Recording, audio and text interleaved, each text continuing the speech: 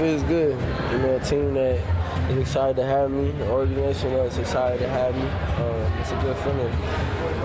They understand and know what I can bring to the table, and they're ready to capitalize on that, just like I am. I'm ready to capitalize on the court and do what I got to do to help this organization. So, yeah, it's a good feeling, and it goes both ways. Jalen Green talking to the media last week at Summer League up in Las Vegas. I don't know what he said, but I assume it was something good. Talking about the Suns wanting him. A lot of atmospheric noise going on there. Ambiance.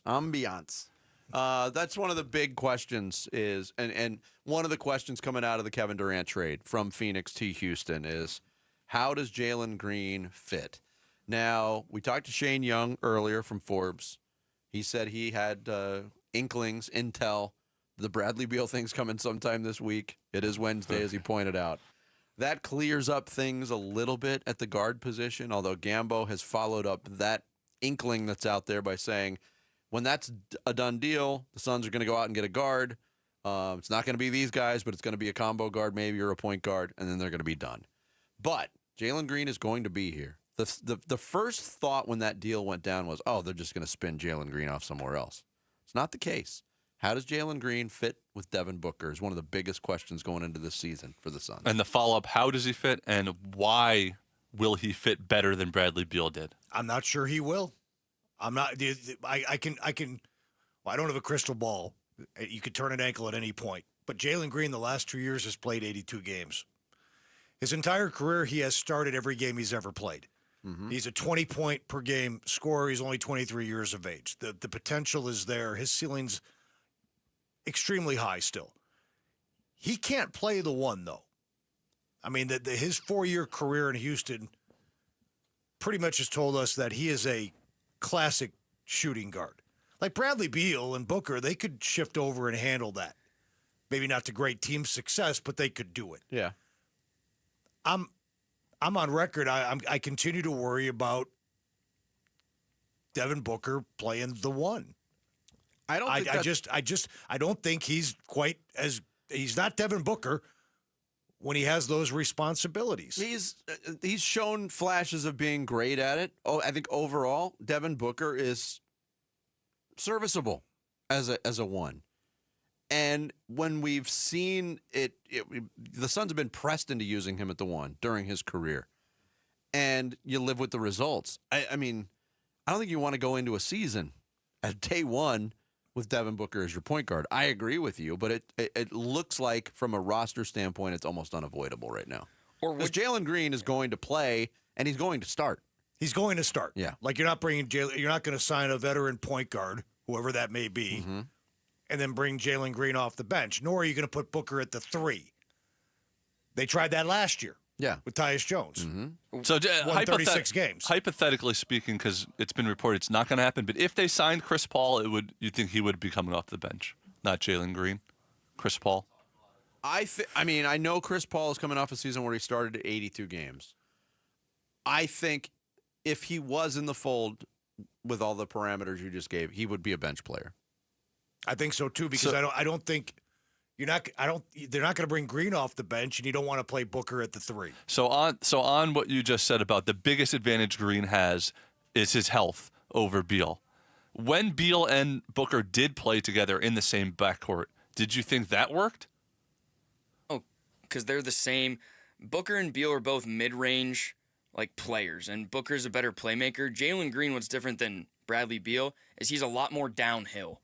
He's downhill, but he also shoots. I mean, he shoots a lot of threes, too. Yeah, he shot 8.1 three-pointers a game last year, and he represents the downhill point, Sammy, something that Bradley Beal did not offer this team on a consistent basis, and that's explosion to the rim. Jalen Green is upper echelon in terms of explosiveness and athleticism in this league. Jared, to answer your question, yeah, we saw him on the court together a whole bunch, but, man, Beal's unavailability really put a damper on not only the Suns' ultimate team performance, but even trying to gauge in and out of the lineup, in and out, in and out, in and out. Year one, missing the first, 25, 30 games. It never had time to click or gel or to find that chemistry and that cohesion that you wanted when you paired those guys in the backcourt. It was just so inconsistent from a playing time standpoint because Beal was completely unreliable from an availability standpoint. So it was really, they had moments. Vinny, you and I talked about it quite a bit over the last couple of years. When the Suns wrapped up season number 1 with the big 3, down the stretch, they had 10 really tough games to try to even get out of the play-in. I think you're the one that coined it the gauntlet. The gauntlet, yeah. But first of all, they went 7-3. Yeah. And a big reason why, Bradley Beal. Bradley Beal was at the center of that. He was fantastic. That was by far his best stretch of Suns basketball. He was fantastic. So at some point, I'm just kind of going back to Jared's question, trying to evaluate, did it work, did it not work? Like, there were stretches where, yeah, it worked. The Suns were a pretty good team. But just his unavailability throughout the course of his 2 years here, you just never got a sense that it had time to properly bake and cook. I'm just trying to go back to what you just said and trying to conceptualize how this Suns team could be the best version of itself if Devin Booker is playing point guard. Well, you asked the question, too, about it working. And the fact of the matter is when Bradley Beal was brought here to be the third option, we can't forget the fact that Kevin Durant is no longer here. And that might complicate things on offense. It might free some things up on offense. You know, Jalen Green comes in here as unequivocally the number 2 offensive option for the Phoenix Suns. There's no doubt about it. And you don't have the Kevin Durant influence on the offense. Again, we'll see what that means, whether it's positive or negative. But I just think asking Jalen Green to be a 2, you're probably going to get better results than asking Bradley Beal, who's been the guy in his whole NBA career in Washington, to come in and take a third seat, if you will. I understand that was an ill-conceived proposition from the get-go, as it turned out. I have no doubt Jalen Green's going to average between 20 and 22 points a game next season. Zero doubt. I think he's going to be really good at times. I think people here in Phoenix and even nationally are skewed by a very terrible playoff performance by Jalen Green. He was really good. He's a big reason why they won 52 games. And I know the number 2 seed. They were the 2 seed. And Jalen Green gets a lot of hate, and the team's analysts knock him, fans knock him, talk show hosts knock him. I get that. He's not a perfect player. He's also only 23.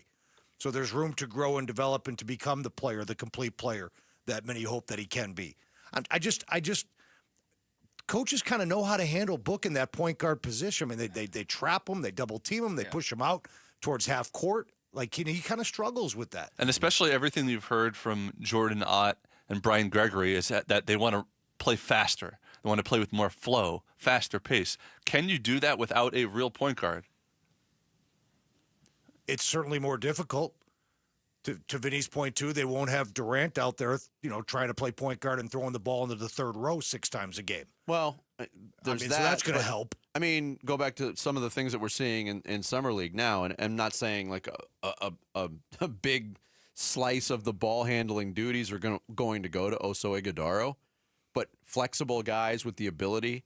It doesn't have to be Devin Booker initiating the offense every single time. And pace comes from a mentality, not necessarily from the way a point guard pushes, if that makes any sense. If your mentality is always to have pace, just get the ball out and go, create opportunities to run. I think we're going to see a much more increased pace. I hope. Remember Frank Vogel? I mean, he was very honest about it late in the year. His 1 year here, obviously. We're not a good passing team. We're a bad passing team. It was obvious to anybody who watched the team, but to hear him say it after like game 79 or 80, you're like, wow, finally. And that was also, I think, a product of not having a point guard and having Booker and Durant consistently initiate the offense. And for a time, Beal, all those guys, great players individually, obviously, but also doing something that they don't normally do. You're asking them to do something that it's not the best versions of them. Yep. Playing the point. Thanks for watching Bickley and Marotta. Click to see the latest Bickley Blast and hit the button in the middle to subscribe to Arizona Sports.